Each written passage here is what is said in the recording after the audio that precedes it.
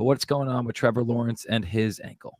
Scary looking injury. I mean, the way he got bent over, his knee was totally bent way beyond where it's supposed to be. The guy landed on him, he twisted over himself.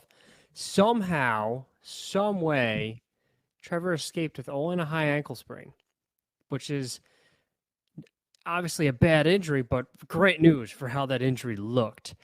This is not a typical mechanism for a high ankle sprain, the way that the injury happened. And I think where the injury truly happened is when the defender rolled over Lawrence, and you can see Lawrence's butt go right into his ankle, his own ankle. I think that's when the injury probably happened, not when his teammate kicks him by accident.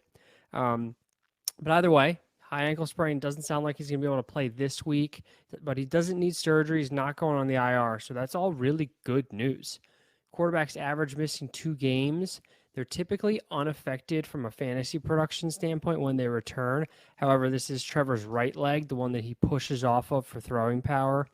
So we'll see. We'll see how he progresses over the next week or two. I don't expect him to play this week, but he should be back within a few weeks, so he could be relevant in the fantasy playoffs. This is a very similar injury to what we saw Patrick Mahomes deal with in the playoffs last year, and he went through for 326 yards and 2 touchdowns in the very next game. Now, Mahomes is a different breed of human being than most, but Trevor's really, really talented too, so I could definitely see him playing well again this season, and depending how much time they give him to rest, it could be that first game that he returns.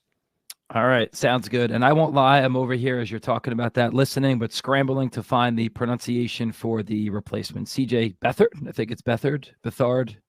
CJB is their replacement. Now, fantasy-wise, looking probably just at a bump to ETN, just based off volume. Had a nice week last week, got back into the end zone.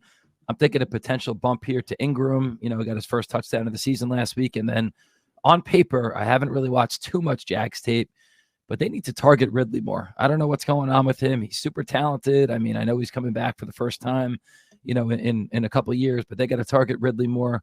We'll talk a little bit later about Christian Kirk, but sounds like decent news for Trevor Lawrence.